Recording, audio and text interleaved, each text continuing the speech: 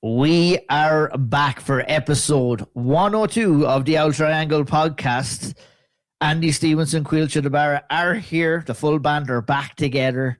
And I'd say, lads, we haven't been as far away from one another ever in the history of recording this podcast. Andy Stevenson coming from Dublin, as always. Caoilte, Barra coming to you from Pai in Thailand. And myself, obviously, Ian O'Neill, coming from Saskatoon in Saskatchewan. Probably three very different climates we're all facing now as well at the minute, but not to get into the weather talk. Boys, it's good to be back together. It's good to see both again. Caoilte, you're all the way over in Thailand. Update the audience on where you are. I said you're in Pai. You're enjoying yourself over there. Yeah. It took a bit of a trek to get over here. I was meant to fly through Abu Dhabi, and then the day before the day I landed in London, Holy War kicked off. So that was a bit of a, great start to the trip. Had to get a new flight and everything. Made it to Bangkok, Chiang Mai, Pai now, and 3 weeks in. A long time to go, but been unbelievable. Living off my favourite 7-Eleven. For anyone who's listening, nice 7-Eleven t-shirt there now. My favourite. Would you be a fan of the buffalo chicken tajitos out of 7-Eleven now?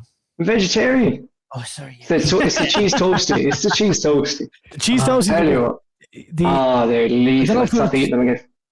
In Japan, they have these like egg sandwiches as well. I don't know if they're in. I can't remember if they're everywhere in Asia, but it's definitely in 7-Eleven. They have these lovely, it's just plain white bread and egg, but they're phenomenal. Ooh. Yeah, have a look out to see if they're there. Very jealous of Caoilte getting to experience all the street food. What have you anything weird? I don't know. I guess you're a vegetarian, but any kind of a weird vegetarian, something that you might not eat out of the ordinary?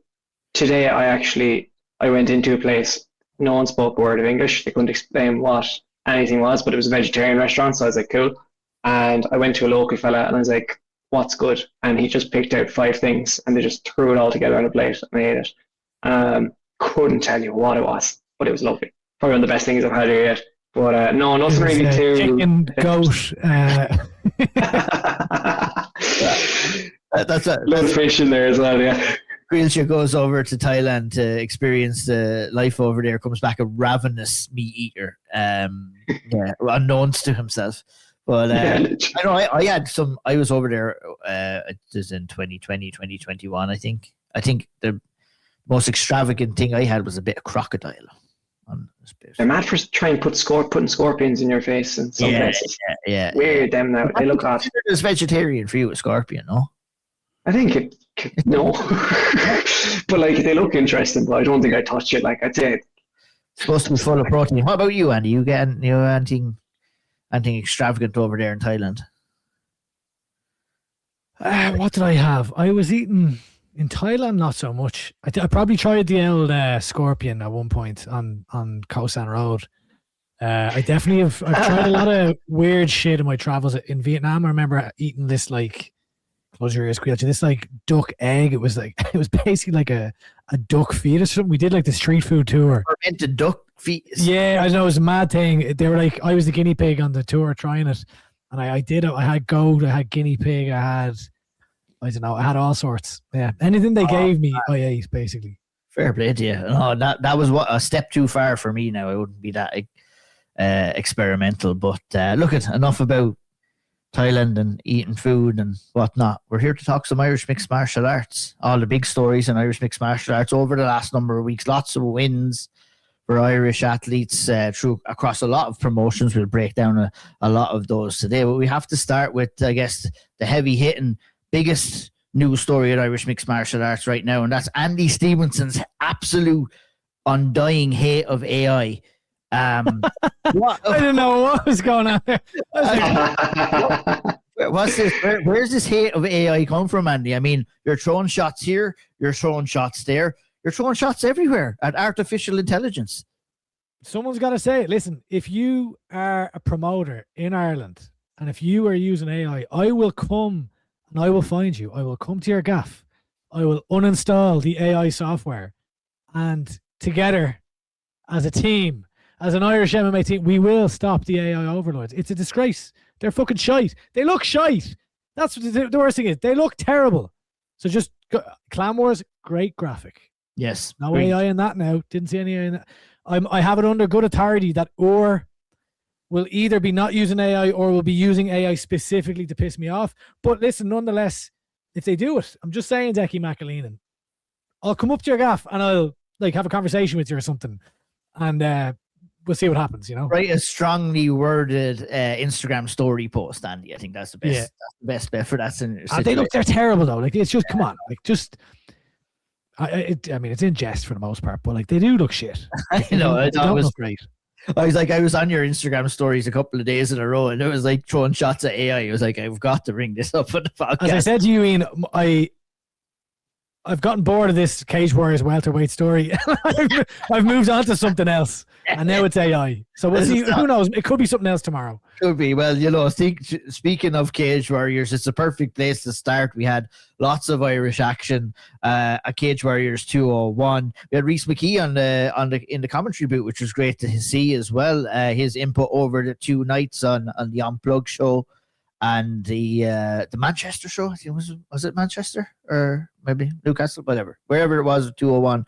I think it was Manchester, wasn't it? Yeah, Manchester as well. But we had Matthew Elliott taking on Jake McHugh at that event on Cage Warriors 201. And, you know, to be honest, it was the performance that we've been waiting for quite some time from Matthew Elliott. You know, he had been disappointed in his own performance. He's been very outspoken about that, but he went out there and produced a phenomenal performance. And he getting a first round knockout over Jake McHugh with a beautiful combination.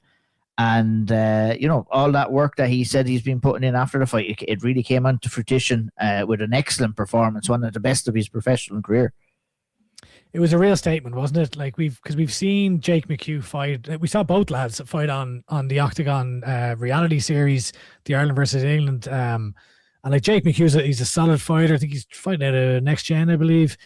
But look, Matthew, we've known for a long time. Matthew's bread and butter is his grappling. Obviously, competed at a very high level, representing Team GB, both in wrestling and judo. You know, youth Commonwealth Games and this type of stuff. But what we haven't seen at the pros and in MMA is him basically letting his hands go and seeing the power. However, what people may remember, or they may not, because there was a bit of controversy a number of years ago, was we've seen Matthew Elliott's power before. He had a fight against Lee Hammond, very, very talented prospect at the time, and he finished him on the feet. I think it was a K1 fight back in the day, and it was all sorts of controversy. I think the footage went missing, and there was, I don't know, it was scheduled fights upcoming. So I think it was kind of don't see, don't tell, don't look over here. But the reason I highlighted it is we've known that Matthew has had this in his arsenal for a long time, but we just haven't seen it. And my God, like it was a serious shot, a beautiful slip of the jab by Elliott, leaned back a little bit, and then just absolutely detonated a right hand on Jake McHugh. And you know, he did follow up with a couple of shots as he followed him to the ground, but the damage was done when he landed that right hand, and the referee stepped in immediately. A brilliant performance, and especially I think an important one after, you know, Matthew has been winning, but maybe not in the most barn burner, exciting fights. So you remember like his fight with Kenny Muckenwana in Dublin and in the RDS, you know, a solid win, but you know, not one that was maybe setting the world alight. And now he comes out here, puts Jake McHugh out in less than a minute, and that's a performance, that's a finish that will command attention, you know, across the Cage Warriors ranks, and sets him up for a big year now in 2026. Yeah, the perfect start to 2026 for Matthew Elliott, and it could be onwards and upwards for him. Caoilte, I want to move on to Damien McGuigan. I'd like to chat about, look at the highly anticipated debut for Cage Warriors, going in at 1-0 into this contest with Angelo Terzino. And, you know, things were going really good for him early days, and obviously got initiated into some grappling exchanges and ended up caught in a heel hook, which, look, it can happen as well. I mean, just share your thoughts on the fight and you know, kind of how it played out. And, you know, obviously Damien will move on from this one. Yeah, everyone can get caught in their early professional career.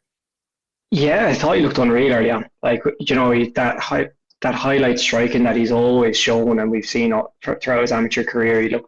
He looked all the fighter we know he is, and then it's one of those situations where his opponent did really well to get him down. Damien obviously got on top, and then he got caught. Like, you know, he just got caught in the heel hook, and it's a horrible submission to get caught in.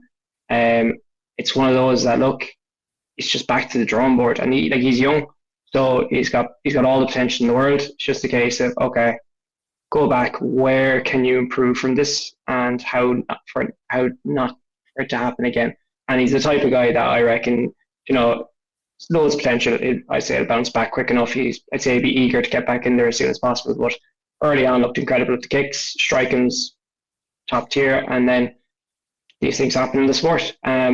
Opponent did very well to get that heel hook in as well. He was no joke. I imagine beforehand a lot of us would have thought that Damien's going to run through him, but it just wasn't the case. And it's just another one. That's what happens in the sport. But I hope he stays with Cage Warriors.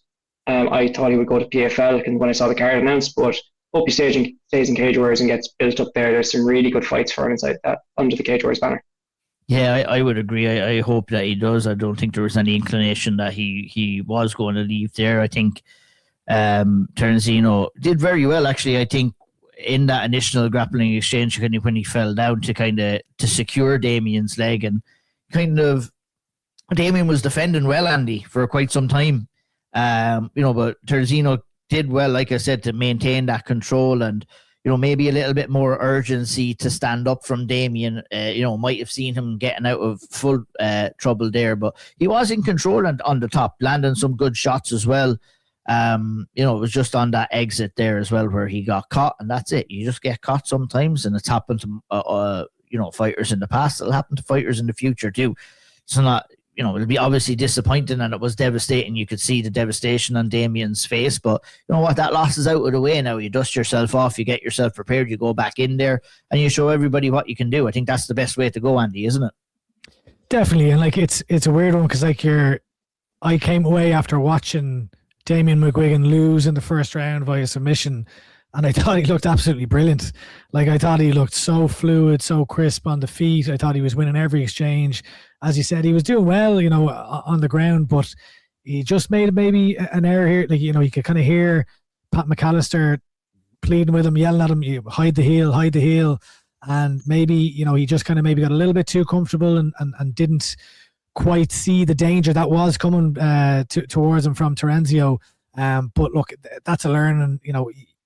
When he look at that, he'd be like, right, I made a mistake here. Whether that was just technical error, complacency, whatever you want to call it. It's a really solid performance that I think he will learn from. And I'd be surprised now if he makes that the same mistake again. And kind of it'll stand to him as far as fight IQ and decision making in the fight. You know what I mean, for his next one. And fair play to Terenzio. I know as he was walking out, the lads on commentary, Brad Wharton was talking about how he'd taken this in 3 days' notice, and that he'd gotten word that his ma had been in a car crash and still just proceeded to take the fight. So, to go in there against a hot prospect in Damien McGuigan, doing it under the circumstances, and then a comeback submission is really impressive stuff. So fair play to him too. Yeah, indeed. Yeah, fantastic stuff as well. And onwards and upwards for Damien as well. It's onwards and upwards for Armand Herzeg as well, Caoilte. I mean, he came on and put on a tremendous performance against Percy here in a fight that was, a gritty, grinding fight throughout, a very well matched fight as well. And it was a test of wills coming into that third round where he landed that knee to the body, kind of, and that was an accumulation of damage that had happened throughout the fight that really wore out Herrera. And this was a really good performance from Armand, I think. And a really good finish. It's really nice to get yourself in that gritty fight and get that finish in the third round too. Don't leave it in the hands of the judges. It was a close over and back fight. I think he was getting the better of the exchanges, but sometimes you just don't know. But that doesn't matter. The judges were taken out of it with that knee, with that body shot, and it was a wonderful performance from Armand and a wonderful finish as well. It was. I really enjoyed this one. This is a guy you could look at the record and think, oh, it's a bit, he's a journeyman record, split record, 10-10 his opponent. I don't think it does it justice. He's quite a talented guy, and he's a tough cookie. Armand really had it. He put it up to him in there. He's learned how to use his reach so well. The variety of strikes he throws is just excellent. Like, he was mixing it up with the knees, the calf kicks I loved.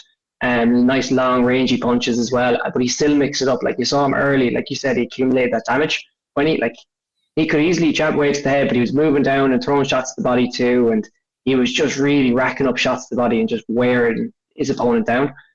And there was a bit of grappling. We saw a bit of grappling in the second round as well, landing some lovely elbows in the third round. Did the heel hook at one point as well, and then it was all that damage was accumulating, and he finally got that finish for that knee and that shot to the body. It didn't look like the hardest shot to the body. I think the knee was the one that did the most damage, and that just kind of finished him off. But a really impressive performance for his debut in Cage Warriors, I want to say. So yeah, look, he's been racking up a decent few wins recently, and he's on a good little streak there with some good names in his record. So fair play. He's really made an impact on his Cage Warriors debut there. Yeah, 100%. And like you said, look, a mixed bag for the Irish, and the last person we'll talk about here is Dara. Obviously, the result didn't go his way against Rowan Crocker. Ended fairly quickly with a first round standing rear naked choke. The fight didn't really get a chance to get going. I dare to say Dara didn't really look himself, but he didn't really get a chance to look himself either. It was kind of a fast-paced start, and he had his back taken very early days. Body triangle was locked in, and I think Crocker did very well to kind of secure that choke as well. He'll be disappointed with that. He looked disappointed after, but obviously took it on the chin. Obviously a disappointing result for Dara Ward of Team KF. Yeah, definitely. And we kind of hadn't seen Dara competing for a while. I think it was kind of towards the end of 2024, maybe around 18 months ago, a little over that we last saw him in there. So look, this would be disappointing for him. I have heard big things. I think Rowan Crocker seems to be earmarked as one of the next big things coming out of Wales. He's got wins over Sean Clancy Jr. And a whole heap of a very storied amateur career now. Obviously 2-0 as a pro, and kind of went through Ward, like a knife through hot butter, to be honest with you, and did a great job of getting to the back. Obviously got the standing rear naked choke in the end, and Ward defended for a little bit, but ultimately it was relatively quick work for Rowan Crocker here. And look, I'm just, to be honest, glad to see Dara Ward back. I was kind of wondering when we'd see him back, because he'd looked great. And yeah, I'd like to see him getting a bit more active now. I know he's taken on a big role in Honey Badger martial arts down in Portarlington, so he's probably maybe got a lot of on his plate as far as coaching or things like that right now. So it'd be good to see him, getting back active, and he's kind of dusted himself off now. So it'd be interesting to see him, come back and see him fight a few more times in 2026, hopefully. You're on mute there, Ian. 100% agree. Yeah, I think I have two mute buttons on the go here and getting confused with this new equipment. But 100% couldn't agree more. Obviously that Irish card is coming up maybe later in the year, maybe another one as well. It'd be great to see Dara on that as well. But kind of wraps us up for Cage Warriors news. Moving over to sunny Spain, and WOW 27 took place on the 7th of March, a little while ago now. But I was delighted to see the return of Lee Hammond back into the cage after quite the long layoff as well. It was December 2023 when we've last seen Lee in action, and he came in, put on a very good performance here against Nicolas Santos, would be a first round sub. I think this was important for Lee, just get back in Caoilte, dust himself off and get a big win. You could see how much it meant to him, obviously, after the win came and after the submission came. I was laughing at this. I think Ilia Toporia's commentary on, you could hear the deflation on Ilia Toporia's when Lee locked in the body triangle, because I think he knew, obviously, being probably one of the best fighters in the world, that the writing was on the wall for Santos when Hammond took the back, locked in the triangle. It was only a matter of time before that rear naked choke came. It was a very good performance overall, Caoilte. It was, yeah. You could hear the deflation in his voice, and you can see comments underneath of you can just taking the piss out of Ilia Topuria a bit because of what happened. It was quite funny to listen to it live. But in terms of performance, like, yeah, it's mad. 3 years has kind of flown by, or just under 3 years since we've seen Lee in the cage, and like he's been a hot prospect since he's been an amateur. He's still young as well, like, and Jesus, it's a good way to get back in there. Like, I know this wasn't the original opponent he was scheduled to face. He's meant to fight the lad that he was booked to fight, was it back in 2024 on WoW?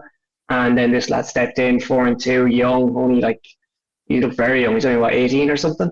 And yeah, look, he got it done very quickly. He looked good in the feet. He was landing those body kicks very nicely. And then the transition to be able to take him down and then take the back was fantastic. He just threw that right hand and straight into a takedown, takes the back, like proper Lee Hammond fashion, just take the back, get the rear naked choke, make it look flawless. And that's what he did. It's just a case now that hopefully he can keep it up. He can keep the activity up this year, because he's got endless potential, like we've seen in the past. So it'd be really good to see him maybe get 2 or 3 more by the end of the year. And if he's finishing lads that quickly, like, there's no reason why he shouldn't. His opponent didn't look too happy after the fight. I'm not sure if you guys saw it. A bit of a shock, wasn't he? Jesus, he's very emotional altogether. Like, and the difference in emotions, like, Lee's probably the relief of all this time off, and your man's like, he's ready to go again. It's like, man, you just lost. Give it over. But no, good to see him back. Fantastic. Yeah, it was brilliant. I'm sure you were just as impressed, Andy, as well, right?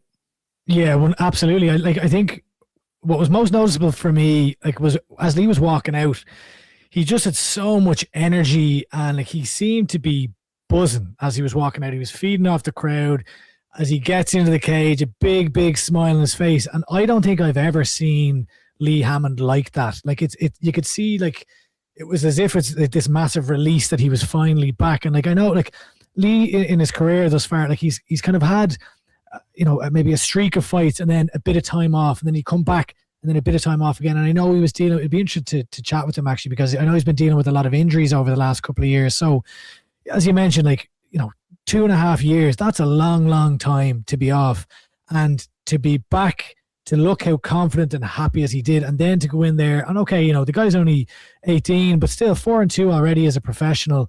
But he just, like, there was a gulf in class. The entry, as Caoilte kind of already highlighted, into the takedown was just textbook Lee Hammond. He slips outside the lead hand. He kind of throws a right hand, but doesn't really throw it to land, sets up the single leg immediately to the body lock, trips him, and like, all that's happening in the space of half a second. And from there, like Taporia, once he had the body lock, I was like, well, this is only going one way. And the most important thing that I heard at the end was that Lee was just, I think he said 2 things. He goes, I'm back, I'm healthy. And he spoke about wanting to fight you. We spoke about the title immediately first, and he's like, okay, well, maybe I'll fight 5 times and then I'll go get the title. But regardless of what's next, and it seems like he's, I believe he's gearing up for another fight with WoW in a couple of months. I don't think anything's been confirmed yet, but that's the plan that I've heard.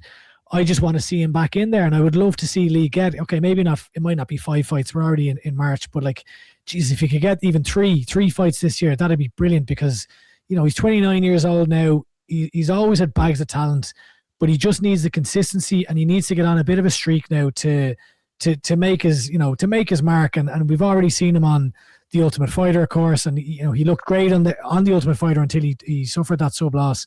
But now I just want to see him fighting actively and see what he can do, because it'd be such a waste if Lee Hammond, considering the kind of the revere that people in Irish MMA have for him and for his potential, if he were to not go and make a real stab at this as a career, because I think it's kind of there for the taking, but we just need to see him in there active and in there routinely competing. And look, let's see what happens. But it was a brilliant return to form, back with a bang, and I was delighted to see him back.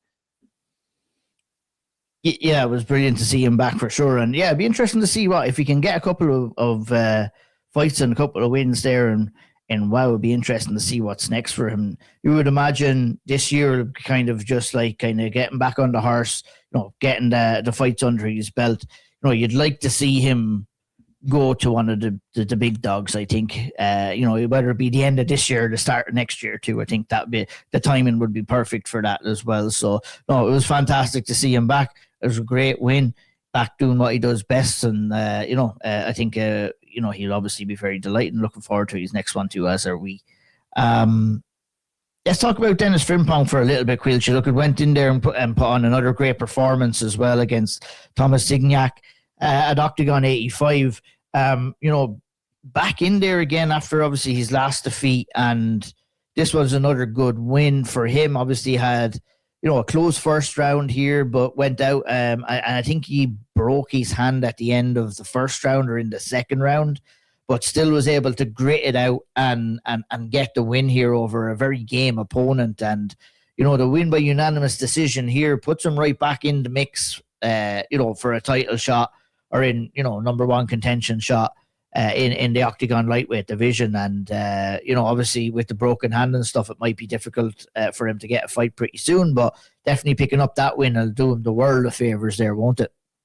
Yeah, for sure, because obviously, before the loss against Gokhan Aksu, he was pushing on. He's probably about 2 fights away from a title, if we're being real about it, because he was just flying up the division, taking fights, and in quick succession, and building up a very good record for himself. And he's kind of just gotten back on the horse straight away and gone straight in, and got a big win over a lad who's very decent opponent as well. Should put him back high up in the, I guess, not rankings. They have rankings, but maybe not in the rankings. But yeah, give him an opportunity. They do, yeah, but I don't think they go past 10. So I'm not sure if he's still in the rankings, but it will give him an opportunity to push back into the rankings, get a big fight, and actually set up a big fight for himself. Because we all know he can talk, so he after a win now, coming off a win, he can talk himself into a big fight. Because we know that's, he has some of the Octagon roster that I'd say they're mad. Some of them be mad to fight him, considering how much shit he talks to some of them. But yeah, it's very good performance overall. Great to see him back in the win column, because he's building a really, really solid career over there in Octagon, and he's become a bit of a fan favorite. And if he can build on that now, obviously when he comes back from the handbrake, it will, it could be back to what we thought last year, and he could be pushing on over the next maybe later part of the year. He could be pushing on towards those higher into the rankings. Yeah, 100%. Yeah, he's 8th at the moment, right? Yeah. I thought Signac was ranked going into that fight, which is, he's ranked good. Yeah. So it obviously, having only lost to Askew, I think he'll probably be looking for that fight again. Maybe got a rapturous applause over there, over in Germany. The German fans are definitely buying in. To look at we say with Denis, there's a lot of fighters out there that talk the talk and they don't walk the walk. Well, Denis does both. You know what I mean? He might drag the ire of some fighters up, but he goes out there and always delivers good performances, always delivers good fights, and that's exactly what you want to see, Andy. When you're dealing with a fighter, especially for Octagon, you're going to get those opportunities. And it's unfortunate with the injury here, but I'm sure he'll be back, and I'd say he'll be looking to try and fight again before the year is out. And one more win against a ranked opponent, you never know what opportunities it may bring. Yeah, definitely. Like he ticks all the boxes. Is the reality with Denis Frimpong. Like he talks, he engages. He's engaging with the fans. He's engaging with the local markets that Octagon are in as well. And then also he backs it up, as you've already said. And it's not even that he's winning. Like he puts on exciting fights. So, he's had some wars in there where he's had to really bite down on the gum shield and come back, and he's left lads on stretchers, I think, leaving the Octagon, and he ticks all the boxes, and I think that he's improving. And for a guy that maybe started MMA, I think we refer to this a lot. Like he started martial arts relatively late in life. He's continuing to improve, and I think that as you said, the way that he has come back. Okay, it was maybe 3 months ago that he suffered that loss. It was November, so 4 months ago. Yeah. That's to come back and go out there in another tough fight again, and he goes out there and wins. And I would love to see him go in there. I see Daniel Weichel is ahead of him in the rankings. That's a guy who is very well known, a very tough test. He's Bellator veteran. Did he fight for a title perhaps even in Bellator? I can't remember now off the top of my head. Close if he didn't. But he was right up there. So go in and beat a guy like that, or it doesn't really have to be him. Anyone ranked ahead of him in Octagon. And yeah, I think I would say I would be willing to hang my hat to say it's inevitable that we see Denis Frimpong fighting for an Octagon title. I wouldn't be surprised. I wouldn't be surprised if he took another loss. I'm not saying that he will, but I think he's the type of fighter that if he does lose, which he has already in Octagon, I don't think he's the type of guy where that will set him back and that'll be it. He's already proven he can come back from loss, and I think that he will continue to kind of forge himself in the fire in Octagon, and I just think he's a match made in heaven for that promotion. 100%. Yeah, couldn't agree anymore with that sentiment.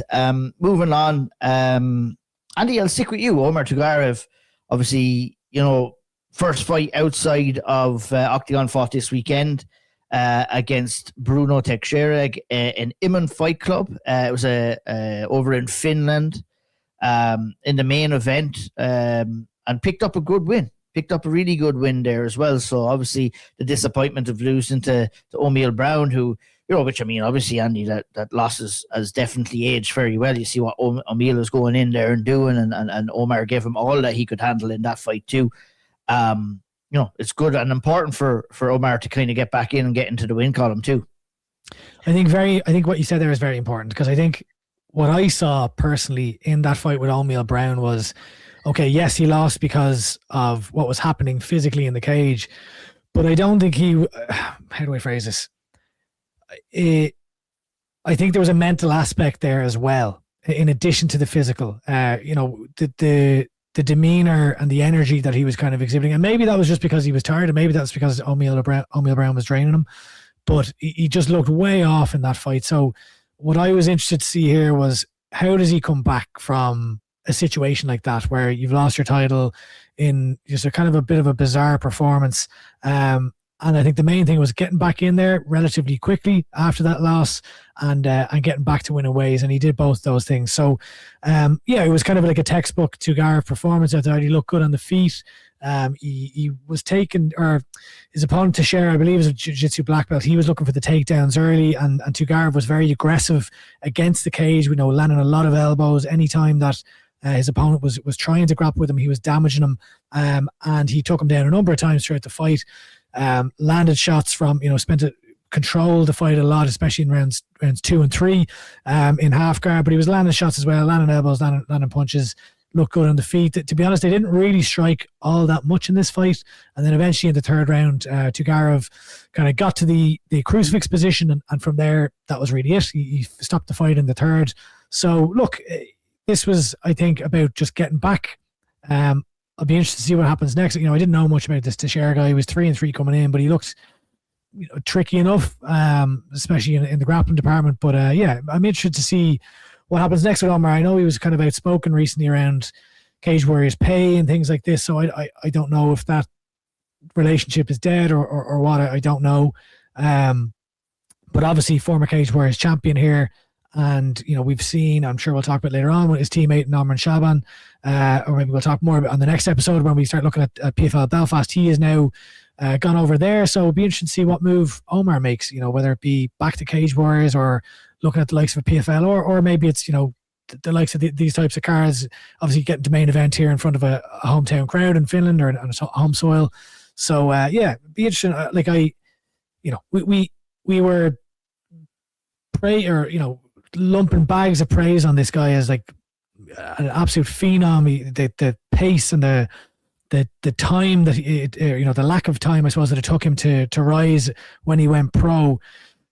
That's still all there. That's still all true. But it's about building yourself back up from a loss, which he's obviously taken the first step here. So let's see what happens next. Yeah, 100%. Very well said. And obviously you get in there, you win those fights. Excuse me. You win those fights, and other opportunities will definitely come as well. Moving over to some domestic action right now. We're Fighting Championships back for their first event of the year on March 1st, a couple of weeks ago now. But we had Shea Cleland in the main event against Paul Nolan, who started off Shea Cleland started off his professional career with a win, a first round TKO Caoilte. These guys, Shea Cleland being one of them. We'll talk about a couple of more as well, guys that we've been seeing and talking about over the last couple of years. We're getting to that stage now where we're seeing their professional debut, and this was a very successful one for Shea Cleland at Iúr.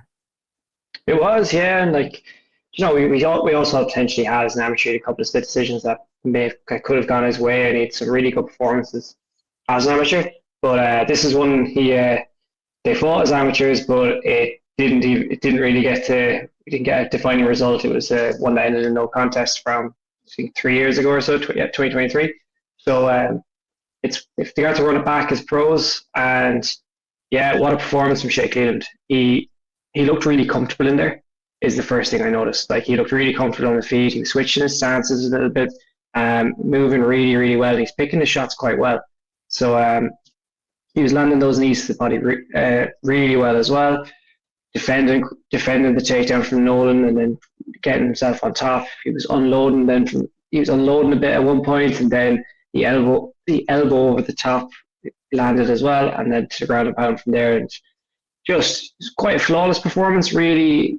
Considering we see a lot of pro debuts nowadays against maybe lads flown in that aren't particularly the highest level. This is a very decent matchup to make a pro, and one you'd look at on paper and think very even in a sense. He looked a level above in this one and really rose to the occasion for his pro debut, and to do it in front of a home crowd, I imagine, was incredible for him. Very interested to see what he does next, if he sticks on the regional scene for a while or does he jump elsewhere. But very promising start to his pro career. I thought it suited him very well, having the longer rounds and not having to rush. So I know we only had one round, but he looked brilliant in there, I must admit. Yeah, he absolutely did. I'm sure you would agree too, Andy. I think it was as impressive performance as you're going to get on your professional debut, and it sets him up. He's only 21 years old now, Andy. So he has some big opportunities ahead of him. Whether it's Iúr, whether it's on another card. What would you like to see for Shea? Yeah, definitely. I think the quality of opposition as well. The reality is we see a lot of huge mismatches in pro debuts these days in MMA, and I don't think this is one of them. I know Paul Nolan has taken a few losses in over the last few years, but he's a solid fighter, and Shea, his amateur experience, as you have pointed out, it's stood to him here. So as for what's next, I don't really have anything that I specifically want to see for Shea next. I'm excited to see him progress now. I think he's a very, very talented fighter. Flyweights are just so, I don't know, I feel like the level of flyweight is just always so high, and he's I know he suffered defeats against Damien McGuigan, and we've kind of waxed lyrical already, even in defeat today, about what a supreme talent he is. But you have Shea Cleland was right across the cage, and it was razor close fights between the two of them. So a really, really hot prospect, and let's just see what happens over the next year. So I'm curious to see what comes next from, whether that's on the not amateur scene, the domestic scene, or maybe getting onto one of those Cage Warriors cards, or who knows. But plenty of time, still very, very young, and just excited to see what comes next. 100%. Nathan Chambers picked up the amateur bantamweight title on the same card, and he had another impressive performance. He took on Rian Dunleavy and got a first round submission as well. Really, really good performance to pick up the title there. Definitely. Nathan Chambers, the Irish Taco, I think I have found, there's been this kind of transition over from a big batch of amateurs that we were kind of really closely following, and that we've kind of seen them go pro, and to me, maybe over a 6 to 12 month period, there was this kind of maybe gap where it's right, what is the next wave of amateurs that are coming through? And I think Nathan Chambers is starting to stand out as a really, really talented amateur fighter, a standout amateur in Irish MMA. Rian Dunleavy is a talented grappler. I think he fights out of Shaolin MMA. I think I'm getting that right. I've been quite impressed by him. So he kind of looks to grapple early here, but Nathan just was so slick with his transition to the back, to the body lock, and then just patiently waiting to get that sub. And he's a guy training under Peter Queally and SPG Nace. There's a crop of those lads there that are just looking fantastic right now. This is his second amateur title, I believe, for Chambers. He fought 5 times last year, and that kind of activity and that experience is really starting to stand to him now. So very excited to see how he looks in 2026. He's obviously set himself up for a big year here now, and definitely one to watch for the year. 100%. Yeah, I would tend to agree with that. It's hard to keep up with it, isn't it, lads? There's lots of talent coming through right now, and we're really blessed with that. Like, we need to see these shows happening, obviously, as much as possible. We're blue in the face from kind of talking about that, so we can get this talent, some opportunity to perform. But I want to move over to the amateur featherweight title, Caoilte, where Michael Cartmel took on Michael Shields and won via unanimous decision, 29-28, 29-28, and 30-27. And a good overall performance here from Cartmel to take the title. Yeah, this is like the matchmaking here is incredible. Like, these are two really high level amateurs. I feel like Cartmel's he's crept up into that kind of crop that Andy's been speaking about in the last year. He had two massive wins, and one standout one actually over who we just spoke about, Nathan Chambers, with the Von Flue Clan Wars. And he's gone in against Michael Shields, he's been belt collecting for the last two years. He's got 17 fights, a couple of losses in there, but he's been fighting the best in Ireland. He's been fighting for titles in all sorts of promotions, and a very, very good prospect that's highly touted out of FAI. So overall, that fight, like, very, very good fight. I thought Cartmel did really well. He's a lot of power. That stood out to me from the very beginning with those kicks. Like, he's got some serious power, and he's got the grappling to go with it as well. When he's on top, I'd say he's a horrible fella to have on top of you up against the cage, because he'd drain the energy out of you. And he did that in the fight. When he got it down, he was landing. He was looking for submissions. He had this mad transition. I think was it in the second round where he went for about 3 submissions in one, and then in the third round as well, he was trying to get Shields up against the cage. He was throwing that high kick that he's been throwing since round 1. And overall, it was a very high level amateur fight, and Cartmel edged on the scorecards. I would have had it for him as well. I thought Shields looked very good in there, but it was just Michael Cartmel's night. He is a very, very good prospect. I thought that was a massive scalp to have in his record, and that's 2-3 big wins in a row for him now. He's kind of coming into that standout position in the amateur ranks in Ireland. Yeah, 100%. Very good win. And I'll go over to you. Another great win here as well, Andy, on the card from Vladislav Novikov, who, finished Rush George by armbar in the first round. I was very impressed by this one. George is obviously an experienced amateur at this stage. This was only Novikov's second fight, I believe, at amateur. And picked up a good win. Yeah, definitely. Like, Rush George was, we've talked about a lot over the last couple of years on this podcast. Looked really good as an amateur, and to come in with only one amateur fight under your belt. He put on a serious pace on him here. He threatened to choke early, landed some heavy leather. Novikov, he got taken. So George took him down. He was basically tricky off his back, threw up a triangle, and from there just took the arm home. So 2-0 as an amateur, 2 submissions again. I think he's fighting out of SPG Nace as well. So they had a good number of wins on this card, and really I just took note of it mainly because it was he went out there and made pretty quick work of Rush George, which is no easy feat, especially one fight in. There was a few other kind of impressive performances, I would say, in this card too. Ben Harding is one that stands out to me. He made his amateur debut as well. Someone I'd be definitely keeping a close eye on as well. And got off to a good start. He did. I remember I was Dave Farrell was he was kind of commenting this weekend after Chanel Dara's win, reflecting on being in the Pillow Hotel for Cage Legacy when Chanel fought Shauna. And on that card, I remember watching Ben Harding I think he was in a teen fight or something like that. And, even it's not that long ago, but it was a number of years ago at this point. And it seems like he's been around for a long, long time. And I know he was in a novice fight there recently where I think I'd gotten a few messages from people being like, this lad's way too good to be fighting novice. Like, what the fuck's going on here? But he's made his jump to the official amateur rank. So he's officially at his first, I guess, MMA fight that will go on a record of sorts. But really good. Like, this is, you're still so early on, but he looked pretty dominant here. Mawini, I hope I'm pronouncing that right.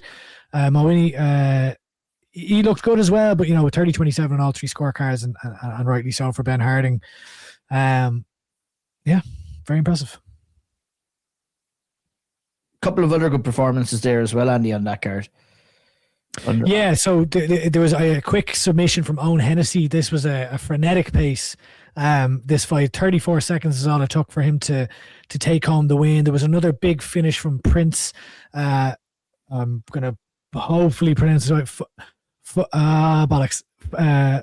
Fomauki. Prince Fomauki from SBG Charlestown. Big body kick KO, really impressive. And that was also his MMA debut, similar to Ben Harding here. And there was a really good fight between Oisin Daly out of Team Taras and Barry Lockheed, who I think he's Team KF. Heavy leather thrown in this contest. The two lads absolutely scrapped it out, and Daly took home a unanimous decision win here. But yeah, as always, look, really good fights, really good matchmaking here by Decky McAleen and the team at Iúr. And yeah, a brilliant card as always. Yeah, like, I mean, we're talking about, seeing the best up-and-coming amateurs. You need to really look no further than a place like Iúr Fighting Championships. I think Decky puts on always tremendous cards and great matchups as well, too. So, fair play to him. We'll see always the best up-and-coming talent there. Also at Cage Conflict, too, which happened just a week later. And obviously, Owen Masoliver was the main event there, Caoilte. With news coming, obviously, that he is, set to make the jump over to PFL, but, got off his professional career with a really solid win there to top the bill at Cage Conflict. Against Enrico Scazzi. I think it's like Scazzi, I think. I'm not too sure. Yeah, it's one of those. I thought Masoliver looked great in there. He looked really comfortable compared to Scazzi, who he looked a bit nervous in front of that crowd going into it. Masoliver, he's patient with it, he was throwing out that jab, clean punches all along through the fight as well. He wobbled him with a big stiff jab early as well, which I think threw Scazzi. And then the finish, incredible, massive head kick to drop him. And then it was a good stoppage. I think Scazzi tried to, he was complaining a little bit, he wanted to keep going, but I think he was after looking over to his corner. There was no way. Really good. Aaron Wallace stepped in there and he put a stop to it straight away. So great finish from Masoliver, good momentum going into PFL. A massive step up from this ahead of him in front of a big crowd, but what a way to start your professional career with a big finish. Yeah, definitely. And look at the big scene. It was inevitable that someone like Owen Masoliver was going to be there, Andy. He's very highly touted coming out of the gym. I know Joe McColgan and everybody else speaks so very highly about him, and have been for quite some time. The level of talent that is coming out of FAI obviously has been there and is quite obvious for the last number of years. And Masoliver's name is a name that just keeps coming up again and again. We saw an example of it at Cage Conflict, and good for him. And his second professional fight, he gets to go to the SSC, he gets to do it in the big show PFL, and I'm looking forward to seeing how he handles it as well. Yeah, it's been really impressive how he has stepped up even since just turning pro. We had a big discussion when we were doing the awards with Sean and Graham and the lads, and the big conversation was primarily between Owen Masoliver and Alex Keogh, and of course Alex Keogh ended up winning out. I'll throw my hat in the ring here. I actually voted for Owen Masoliver. Oh my God, Andy, the secrets are out now. I did, but look, you're talking. Look at 2026 so far. We've had Alex Keogh debuting on Cage Warriors and. What was it, a 30-second submission or something? I can't remember what it was. It was something mad, just destroyed his opponent. And then when you look at that was in the grappling department, and now you've seen Masoliver come out here in the striking department, and we're talking about two guys who can do it all. But, who did you vote for again, Andy? I believe it was Masoliver.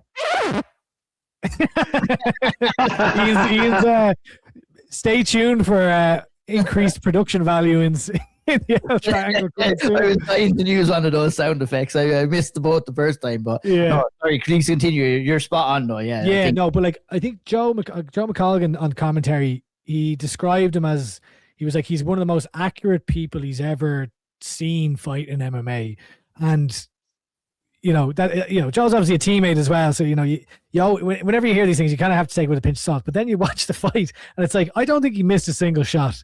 Like he was landing his kicks. He was going to the well with his low kicks, with his teeps to the body. He was looking for those high kicks up top. His punches were on point.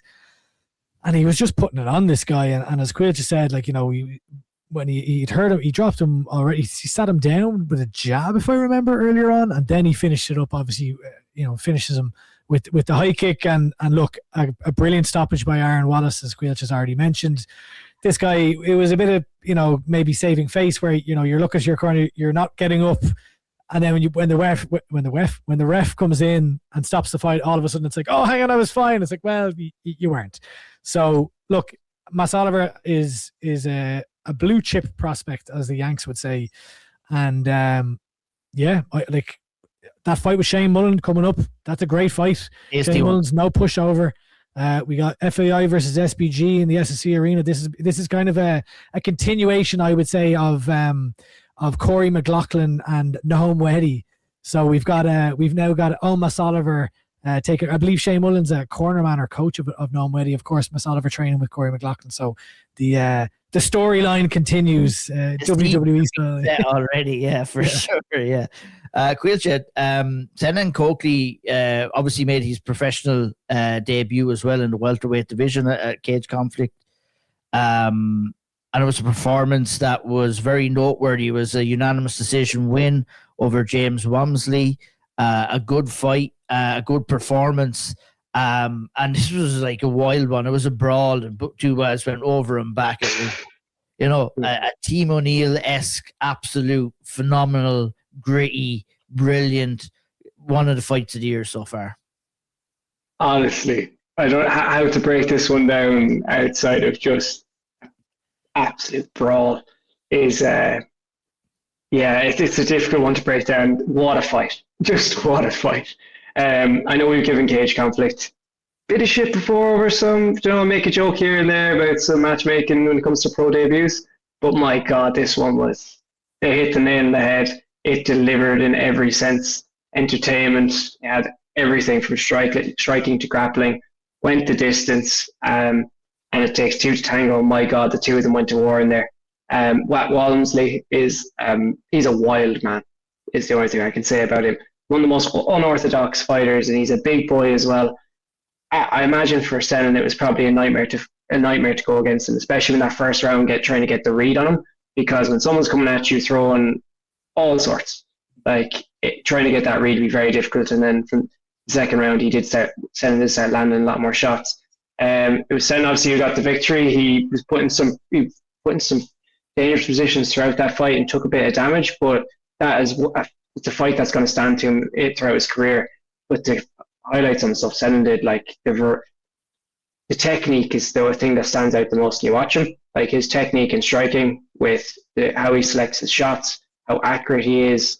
He utilizes all the weapons in his arsenal. We've seen him grapple as well. Really impressive.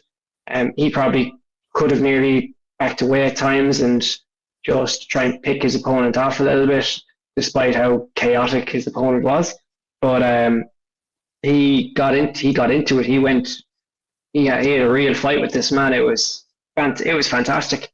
And yeah, I don't know what else to say. I absolutely loved it. I think what a fight. Yeah, you just described it perfectly. Like, to go out there and look at the skills, Andy, they've always been there. We know how good Senan is, but to go out there and have to adjust to that type of fight when it's your first professional fight, you're fighting for 5 minutes, 3 5-minute rounds for the first time. You go the distance, you win all 3 rounds.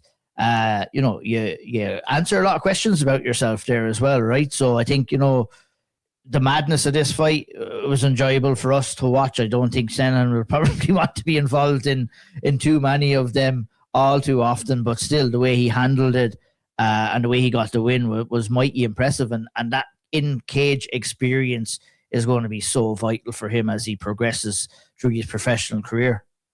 Yeah, and you're right about that, and it's also the in-cage experience that he already has from all those tough tests in the amateur ranks, from taking fights in different disciplines. He was a bit like a pro surfer out there, you know, riding the wave of Wham Bam Whamsley, as Phil Campbell christened him, I believe. You know, this guy was just hectic, and like a lesser experienced fighter, I think, would have wilted under the pressure. And like, because Whamsley was landing some big shots, but you know, Caoilte, he rode the wave, he stayed in the fire, whatever other term or colloquialism you want to use there, but he went with the flow is I guess what I'm trying to say. So as Whamsley is kind of, you know, just causing fucking mayhem, Senna's just keeping himself, you know, he is eating some shots here and there, but he's keeping himself at a safe either proximity or range to Whamsley. So when they're grappling, he's keeping himself out of harm's way, and then as the fight wears on, he's picking his shots more. He's catching them as he's entering. There was one fucking hilarious moment that was just, it was brilliant. It was just like I don't know, it just comical to kind of see where they're in a clinch and Whamsley kind of has like a kind of the dominant clinch position as far as his hand position, and he's about to jump and throw a big fucking flying knee, and Senan, he sees it coming, he uses his Thai experience, and he just lands a foot sweep. But it happens in this hilarious way where Whamsley kind of does this like somersault in the cage. It was quite the scene, but yeah, just a fucking mad fight. I don't think we'll see Senan in too many of these types of fights, but yeah, had to dig deep here, and I think it's his experience that won him the fight. Obviously, his skill set too, but like if you don't have the experience, if you haven't, you know, I'm not talking about surfing there. If you haven't put your time in the water, you're fucking drowning. And Senan Caoilte didn't drown here. He was well capable. He definitely didn't drown, and like I think the way he handled his cardio as well. You know, I thought, you know, ticked off a lot of boxes there for me. And yeah, glad to have him a part of Team O'Neill in 2026. That's for sure. That is for sure. Couple of other cards that went on, all action, lads. Lots to cover here. We did have Virtus on March 14th as well. You know, the card, Callum Pearce was headlining that card and Callum Peace, sorry. Defeated Ryan Parry via first round TKO. I just corrected you with the wrong name, by the way. There, Callan Peace. My apologies. Callum Peace. That's okay. No problem. That's all good. Any thoughts on this one, Andy? On the card overall? Yeah, you know, another solid card by Virtus. Great to see them. I thought that you know, heavy finish here from Callan. Again, a pretty quick fight. He got him out of there within a minute and a half. Fighting a guy, Ryan Parry, 3-1 as a pro already. Got to the back, flattened him out, big heavy shots to take him out and move to 1-0 as a pro. We've seen Callan fighting on these shows, you know, as an amateur, and great to see him now getting the win as a pro. My boy, Jared Ryan. I was trying to christen him the Bull Ryan, but I can't remember now. He told me he has a different nickname already, and I've forgotten it. So I think it should be the Bull still. So Jared the Bull Ryan defeats Aaron Brogan, you know, unanimous decision. So again, he, like Peace, he's after getting his pro career off to a start. 3 good rounds here, obviously at the 5-minute rounds now. So always excited to watch Jared Ryan fight. And then another really a really hot prospect at amateur in Ronan Deegan, who I feel like we haven't heard a lot of Ronan Deegan in the last while, but a really good fighter. Defeats Jimmy McDonough to go 2-0. We got the first round sub again. This fight was over in around just over 90 seconds, I think it was. He got the body triangle on the back, and from there, you know, once Ronan Deegan has the body triangle, you're not really getting out, and he finished with the rear naked choke. There was a number of other amateur, so that was at the kind of in the pro ranks. In the amateur ranks, we had Luke O'Kelly winning the welterweight championship versus Dave Armstrong over 3 rounds. He moves up to 4-1 as an amateur. Dale Sheridan, who's you know, we've seen him fight a number of times in Iúr and other places. I think he had a great fight back in the day, if I remember. I say back in the day, it was probably about a year and a half ago or something, against Jared Ryan himself. He beat Ethan Sharkey here in a split decision, a very close fight. To move up to 9-4 as an amateur. He won the bantamweight title. Shane Carmody, who is on quite the the streak lately. Was it him or was his brother? There's about a million Carmody brothers. I can't remember which one was grappling Max Lally recently on I think it was Grapple Kings or something like that. But he beat Robbie Whitehead here in the first round via armbar to become the Virtus champion. In his last fight, he became the Elite FC champion. So he's starting to make his name on the amateur scene here. Now. 5-1 he is. Yeah, so good stuff there. Yeah, big time. Barry Kennedy out of MMA Cork as well. You know, a very experienced amateur. This is his 18th fight now. You know, mixed record, but he wins the lightweight championship here in a split decision over Jason McCourtney. So another really good card here from Virtus. Loves it now. You know, they caught my eye with the old AI. In fact, I would say it's either them or Elite. I don't know who's the worst culprit here now. For different reasons, but look, we'll overlook the AI use and we'll focus on the fights. But sometimes it's what happens inside the cage, not outside the cage. I tell you one thing that did happen in the inside the cage, an early contender here for Owl Triangle of the Year, and that was by Robbie Nolan, flying triangle in the very first round against Kyle McLaughlin. So fair play to him for that. He's in the book. He's in the list of nominations. You know, we're only kind of getting going here. We only kind of feel like we're in like. You know, we've had a couple of Cage Warriors cards, all right, but, you know, just the March has only been the start of the domestic action now, so we're getting right into the thick of it. Lots of other good cards which are going to be coming as well. Last of the action in Belfast, Clan Wars 54 was on. Big sold-out show up there, lads, in Belfast. A monster card. Jeez, I counted. It must be about 23 different fights there. So you're definitely getting your value for money there. Novice, amateur, and obviously professional action up there, Caoilte. And, you know, we probably could have done maybe a full podcast if we were to break down every single fight on this. So we'll only highlight a couple that happened this past weekend. We had a couple of big professional fights at the top. We had Nate the Great Kelly. And others in action at that card. Any thoughts, any talking points, anything you want to highlight?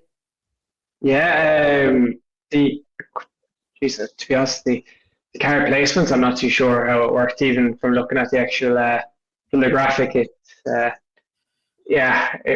quite confusing. I haven't seen it all in full just yet, but I've seen a couple of the fights. The pro ones in particular, Kyle Patton win his pro debut against Jay Leatham, finishing with third round, very nicely done.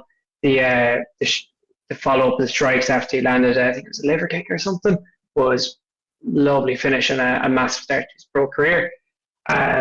Billy Sutherland, big knees in the clinch as well. He landed a brutal knee to the head, and then finished to the body. And then Billy Sutherland as well. He's, you know, the man's got some serious power in those hands. Proves it again. Went 2-0 as a pro, and I think we had Keane McCartan there as well, making his pro debut, long awaited after a very long amateur career, and he took on Aaron Henry. Good fight, goes all 3 rounds, and Keane McCartan takes the decision there, 29-28. So that's a big start for him for his pro career. For the amateur side of things, then Ryan Kelly win the welterweight title in the first round. Callum Carter win the middleweight title in the second round, and there's a couple of others in the card as well. We got Mick McBride beating Shivraj Patil with a split decision. Bobby Smith beating Chris Boyd. And then there was this massive KO by Simon Saki against Johnny Ward. Heavyweight, we all love heavyweights, and he landed 2 beautiful hooks and then put him out with the right. And the one who missed was the Nate Kelly versus Kevin Walsh fight. The split decision win for Nate Kelly here to retain the amateur belt. I think one judge had a 30-27 Kevin, and then the other 2 had a 29-28 Nate Kelly. So I haven't seen it back, I must admit, but a rather close one. I imagine caused a couple of talking points afterwards regarding how the scorecards went there, but gonna have to watch that one back and actually see what we think. Yeah, 100%. No AI to be seen whatsoever. And the poster here, you must have been in clean. It was a clean fight card. Now I have to say that's a clean looking event graphic. That's the others could learn. I'm just saying, others could learn from Clan Wars in the graphics department. Yeah, that's the part. That's the part. And it's you've got, whatever about I imagine probably Smith and Boyd or McBride are probably big ticket sellers, because I was a bit confused by that because like, you have amateurs ahead of the pros, but then also ahead of the pro or the amateur titles. But regardless of that, you have your novice at the bottom of the graphic, your undercard, and your main card. It's very logical. You just you know who's coming next. But yeah, great. I thought it was great card. I heard Caoilte was selling some counterfeit tickets down in Dublin. That's what I'd heard. That's why he's on the run in Thailand now at the moment. But that Saki fucking KO that Caoilte mentioned, that was wild. Like huge, 17 seconds only took him.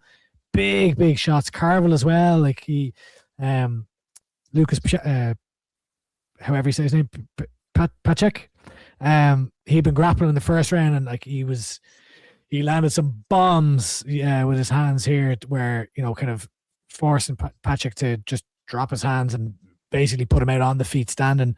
And then Ryan Kelly, looking like his older brother Dara, dominant in the grappling, takes him down, gets to mount, takes the back, or not really takes the back, but he was landing some shots from the mount, and then he was kind of like back mount almost, kind of on the side. And then it allows more shots to get the job done, get the finish. So, some great stuff, great fights here. I thought that Kyle Patton, the fact that he went out here and finished Shay Latham the way he did, I thought that was very impressive too. Shay Latham, we've seen him fight against Conor McCarthy as an amateur. We've seen him in really tough fights against really good fighters, and he's held his own. And for Kyle Patton to come through the first 2 rounds and get the finish in the third, impressive stuff. I'm not going to lie to you. I'd never heard of Kyle Patton until this. I'm getting old. I think I'm slipping. I'm missing people at amateur. But looks very good, so I'll be taking notice from now on. I think the card got kicked off with a great 25-second head kick knockout from John Collins as well. So all action there. Everyone loves a head kick knockout, but us on the L triangle, we obviously have a soft spot for the L triangle choke as well. But that wraps us up. An absolute array of fights to get through there. Lots of action, all as well in Irish mixed martial arts. I'll tell you that. We've got a big show on the way in just a couple of weeks up at the SSE in Belfast, obviously with big news, Paul Hughes making his return. I guess we'll be lining up probably a preview and a couple of interviews for that next that big PFL show on our next episode of the podcast. And I guess that wraps us up for this week. Thanks everyone for listening. Hit the like button, the share button. 5 stars on Spotify is always appreciated. Tell a friend if you like what you hear, if they like Irish mixed martial arts, they want to know what's happening, here's the place to find out. And all is left for us to do, all the way from Pai in Thailand, is for Caoilte Barra to lead us out.